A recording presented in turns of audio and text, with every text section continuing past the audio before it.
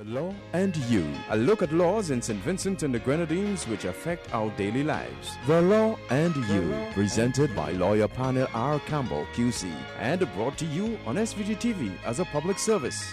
Ladies and gentlemen, brothers and sisters, boys and girls, greetings. Welcome to another presentation in this public service nation-building series, The Law and You. This is program number 954, coming to you on Monday the 18th of November 2019. On this program, I will speak to you on the topic, Onward Christian Soldiers. But before getting into the topic, short preliminary comment. As usual, I would like to send my deepest condolences to all families which have suffered recent bereavements. And it is only this morning I heard of the passing of former Supervisor of Elections, Mr. Selwyn Jones. He was a client of my chambers. He and my colleague, Mr. Macaulay Peters, were extremely close friends. My deepest condolences to the Jones family. Well, I wanted to practically eliminate preliminary comments this evening so that I could get in all that I have planned to say on this topic, Onward Christian Soldiers. Of course, you would know that I'm referring to the start of the war, if I may put it that way, spiritual warfare. I probably shouldn't say start because we've always been encountering spiritual warfare, but probably the start of the physical fight back. Because history was created in this country last week, Thursday, when a coalition of Christian denominations, 10 of them also, got together to begin the defense of the Christian community against what has been a provocative attack.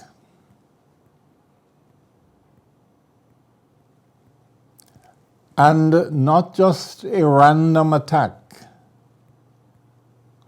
Let us not believe that the challenge by the international homosexual community is random, far from it.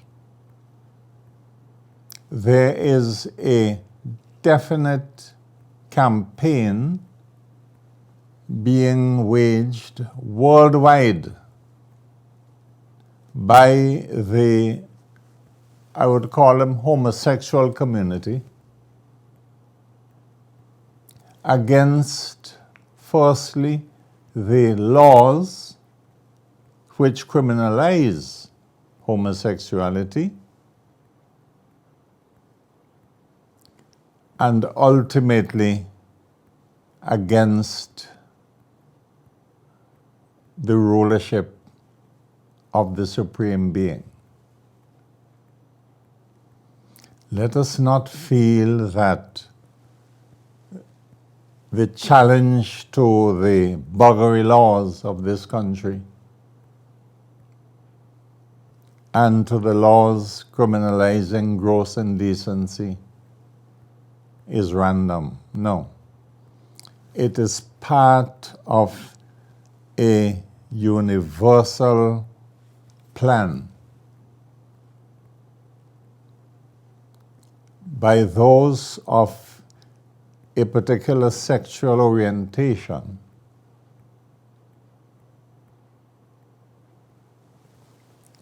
in promotion of their beliefs and their practices.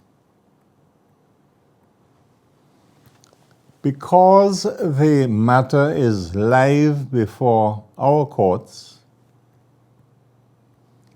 I will not wish to go into legal argumentation.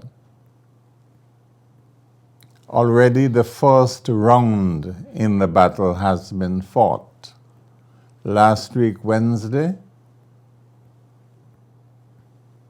the Christian Coalition achieved a hearing before the judge, seeking to be joined as a party to the challenge brought against the buggery and the gross indecency laws. The judge, Justice Esco Henry, heard the arguments from both sides and has reserved her ruling. I was not present in court to hear the arguments myself, but I received I believe, a fairly accurate report of what went on in the court, because I'm not involved in the case as a lawyer.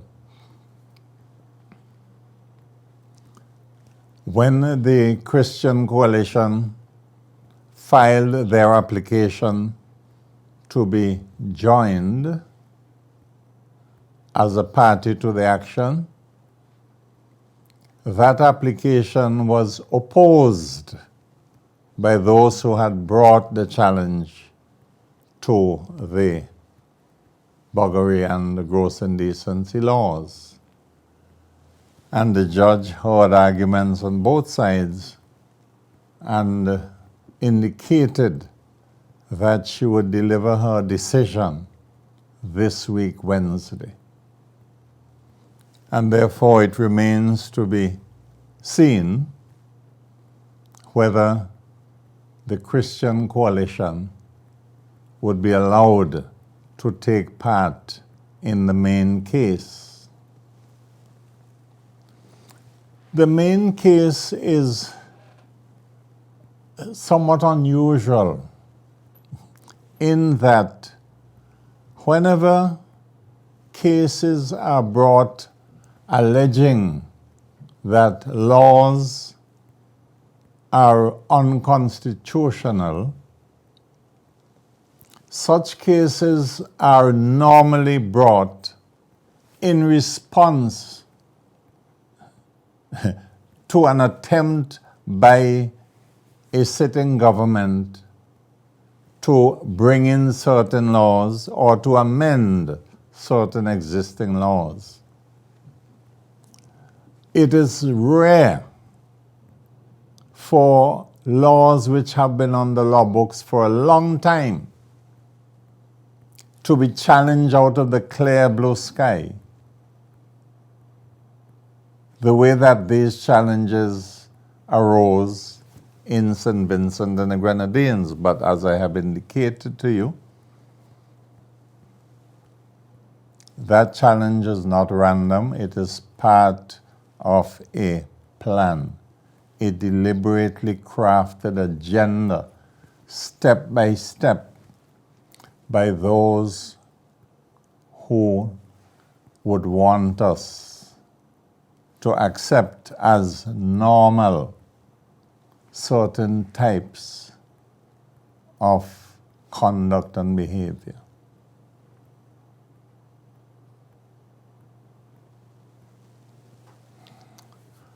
Now, excuse me.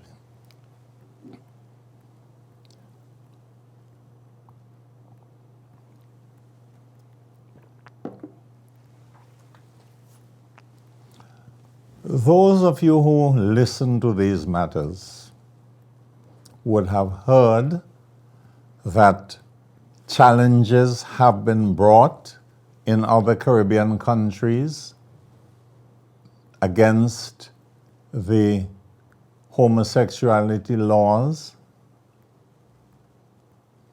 And you would also have heard that other challenges are either pending in some countries in the Caribbean or are to be brought at a future time. Because, as I have said before, there is a deliberate plan to have homosexual conduct decriminalized throughout the world. Those who are involved in that campaign are extremely wealthy. They have lots and lots of money.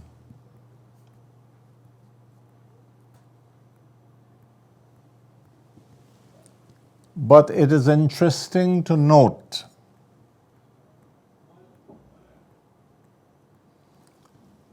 that they feel free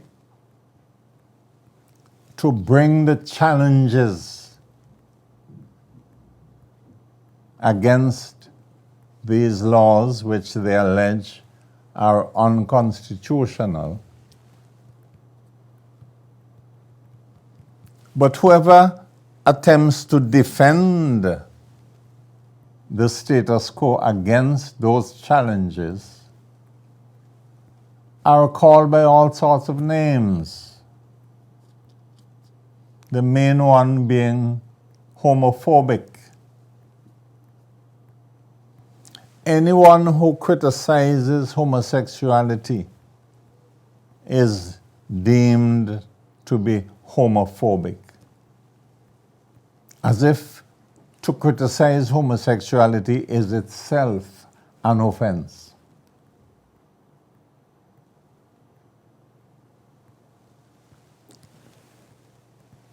The only saving grace I can identify in this whole controversy is that the controversy ought to allow persons to put forward their points of view in accordance with our freedoms of expression. And in any society, it is right that from time to time, certain norms should be challenged. And therefore, one would hope that in St. Vincent and the Grenadines, the opportunity would be taken by persons of all persuasions, whether you are for or against or in between, to examine the arguments put forward by the other side in a peaceful, rational manner. Because after all, we have to coexist.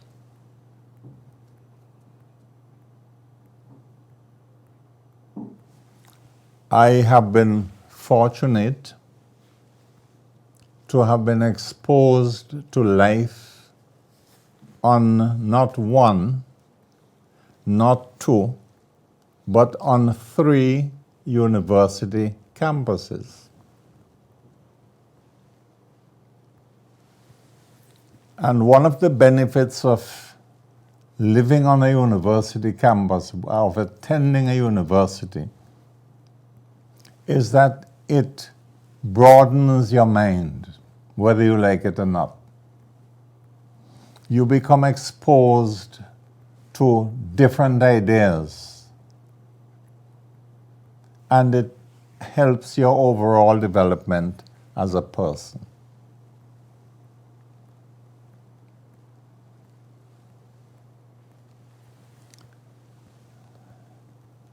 I lived on a university campus in Canada, the University of Saskatchewan, between the years 1965 and 1968. I lived at the University of the West Indies, Cave Hill campus, between 1970 and 1974.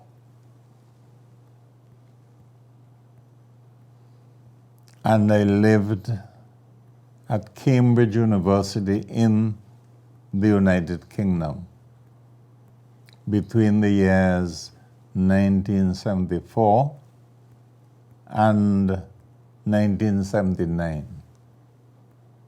Well, I commuted between Cambridge and London because my research project was based in London. And it helped me a great deal to understand lots of things I would not have understood if I had remained living in St. Vincent. So do not be surprised if I tell you that on those three campuses, among my acquaintances, people I got along with,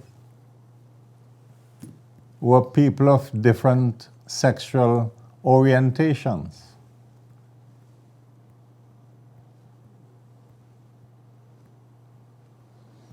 Because the persons who identify themselves as homosexuals on a university campus, they make no secret of who they are. They lime together, they have functions that everybody knows. It's a function being sponsored by persons of the homosexual persuasion. And there's a certain openness. You don't feel, you don't encounter any hostility between homosexuals and heterosexuals and all the in-betweens. You can be friends with somebody without being a member of their cult. And I had the opportunity to have been friendly with a number of people, male and female, of different sexual orientations, and developed a very broad-minded attitude towards certain things. Didn't mean I wanted to become like them. It didn't mean I wanted to indulge in the sort of lifestyle in which they indulged. But at least I got along fairly well. And many of my acquaintances of a different sexual persuasion were very talented persons, pleasant persons.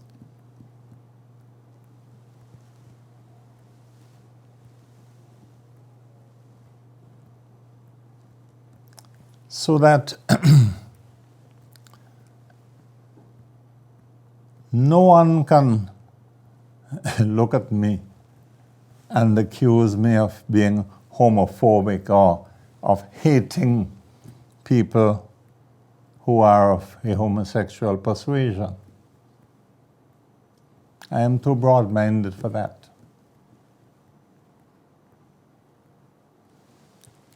But while I agree that persons must be allowed a certain latitude to live a lifestyle of their choosing, it doesn't mean that I would advocate that the society should accept the norms that those persons want to force society to accept.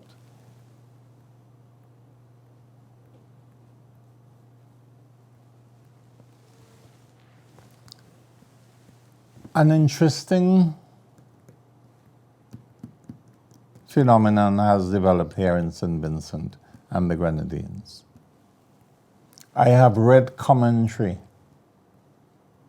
by various persons who are attacking Christians because the Christians have dared to raise up in defense of the challenges to their faith.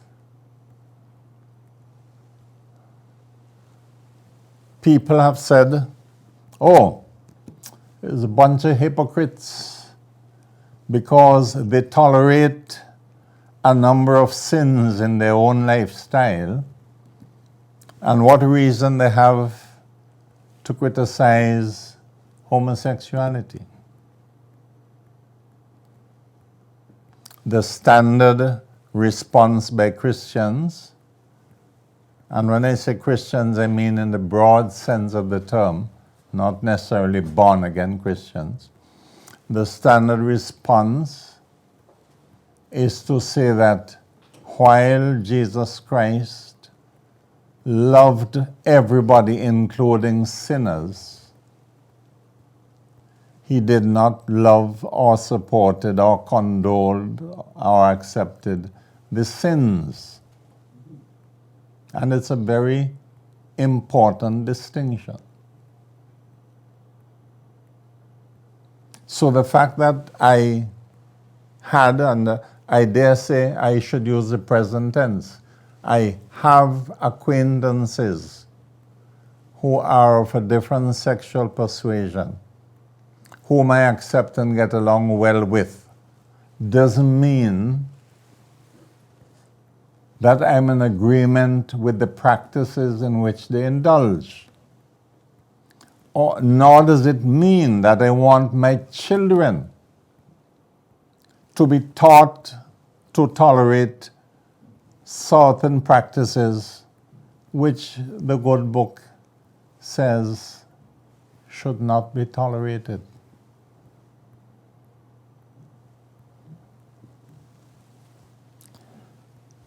I am no theologian, but I am fairly well read in the Word of God. And from what I have read and studied in the Bible, there is no doubt in my mind, no doubt in my mind whatsoever, that certain homosexual practices are unbiblical or diametrically opposed to the teachings of God, diametrically opposed to the Word of God. And it is for that reason why I found myself in the march last week, Thursday morning, supporting the idea of opposing those who challenge our fundamental Christian beliefs. And the fact that some people, well, all of us, we're all sinners, for all have sinned and fallen short of the glory of God. We're all sinners. But the fact that some people are sinners and sinning doesn't justify opening the floodgates and saying, well, all you are sinners, so what if we are sinners too? Let us all enjoy our sinning. No.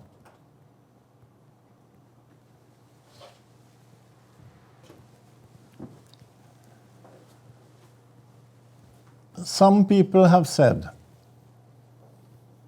how come the churches all of a sudden have raised up? Where were they all along? Well, the people who say that have to be the people who have never been to church or who hardly go to church. Because I have been hearing in church from the pulpit men and women of God preaching against certain practices for as long as I know myself.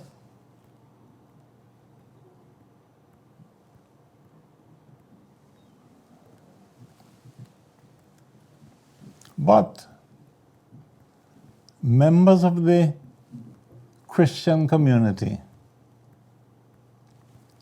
are becoming more and more sensitive to their responsibilities as Christians. I'll give you just one example. As you all know, I am a member of the Spiritual Baptist faith. This year, on the 15th of June, the Spiritual Baptist Archdiocese organized a men's conference at St. John's Christian Pilgrim Church at Sion Hill. The brainchild of our new Archbishop, His Eminence, Bishop Melford Pompey. And one of the, not one, but let me read you two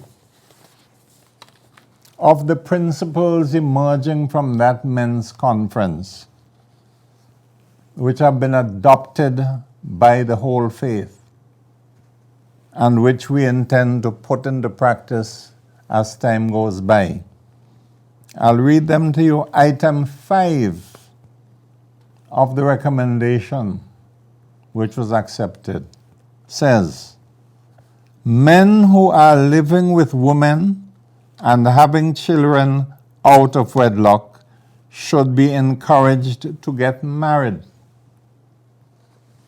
And principle number 6 of the recommendations reads, men should be discouraged from fathering children out of wedlock. So we are trying to do that which is pleasing in the sight of God. We may not have done so over the years, but we have made a start. And you will find that a lot of Christian churches have become sensitive to certain things which they ought to modify. And if you listen to the Reverend Adolph Davis when he spoke at Heritage Square last week, Thursday, you would have heard him denounce certain things which were regarded as taken for granted. He denounced incest. He denounced infidelity. He denounced adultery. He denounced fornication.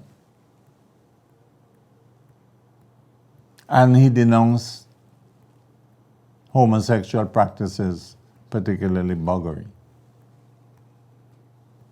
So that, yes, no one is saying that you can only criticize one type of conduct, but turn a blind eye or encourage another kind of conduct which is equally sinful. Let us all try to lessen the sins we tolerate. That is the whole point.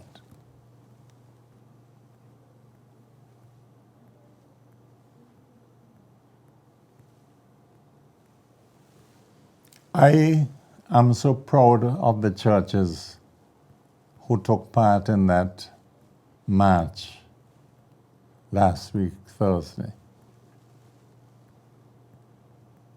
I was energized, I was enthused to see people of different denominations, and you didn't know who was evangelical from who was Baptist, from who was Seventh-day Adventist. Everybody in their white tops. Some, of course, you recognize because you know they belong to certain congregations.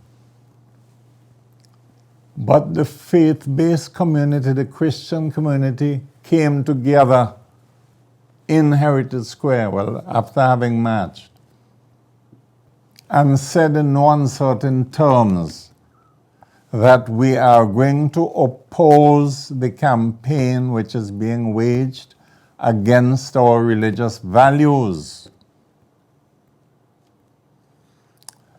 Final point I want to make, and I'm going to return to this topic next week, God's permission.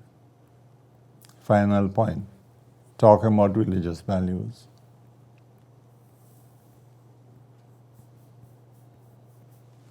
And I will speak about it in more detail on Monday, God's willing.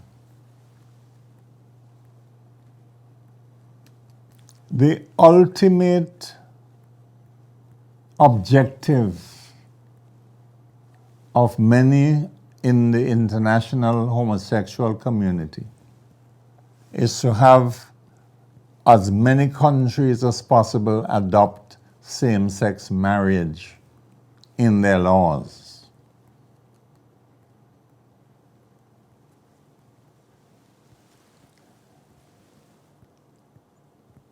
Same-sex marriage is not too far away.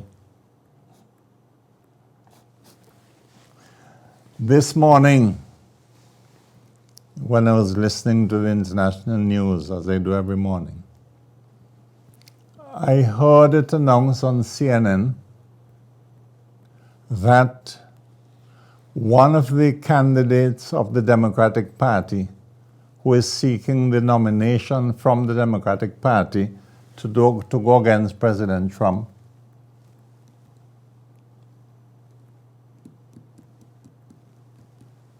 has a rating of 25 points in the polls. His nearest challenger has 16 points, and the other two nearest challengers to her have 15 points apiece. So the latest polling in Iowa, in the Iowa caucus, show that one candidate from the Democratic Party has 25% rating in the polls. 116, namely Senator Warren. And between Bernie Sanders and Mr. Biden, 15 apiece. The man who has the 25% rating right now, according to CNN, is a man who is married to another man legally in the United States of America.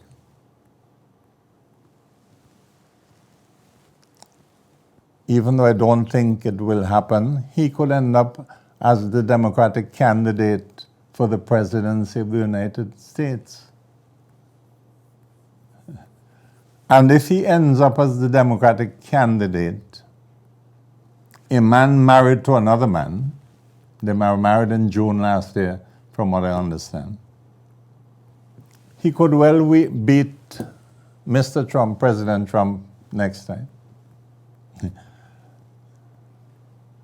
So by next year, November, we could well have a president of the United States as a man legally, in the laws of America, married to another man.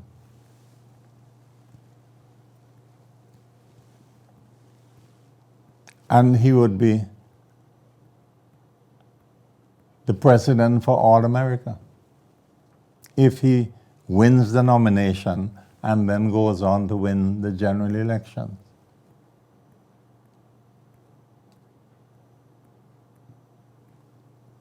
Now, what Americans want to do in their country is their business. I have no quarrel with them and how they want to run their society.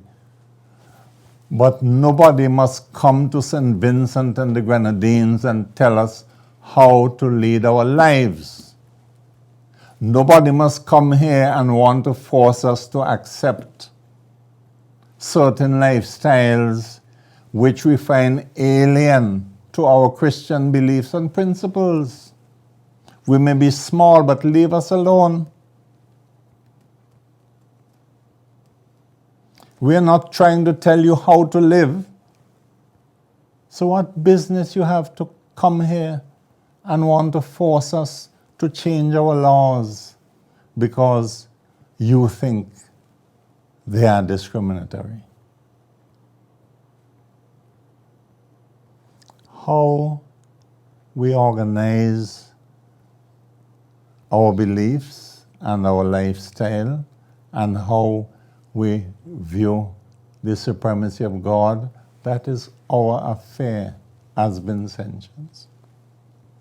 We are under a constitution which says that the nation is founded on the belief in the supremacy of God. That is what is in our constitution. So don't vex with us if we want to live in a way we feel would be pleasing to God. And don't try and force us into something which we know would be displeasing to God and which would lead us to condemnation. But I will, with the blessing of God, continue next week, Monday, DV. So until then, that is all from this program of The Law and You, program number 954. I look forward to being of further service to you next week, Monday, DV, for another presentation in this public service nation-building series, The Law and You. Do have a pleasant week, ladies and gentlemen, brothers and sisters, boys and girls.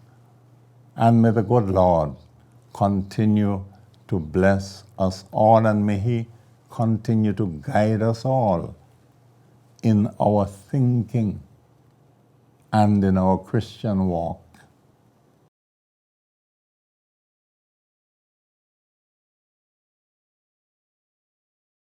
The Law and You, a look at laws in St. Vincent and the Grenadines which affect our daily lives. The Law and You, presented by lawyer panel P.R Campbell QC and brought to you on SVG-TV as a public service.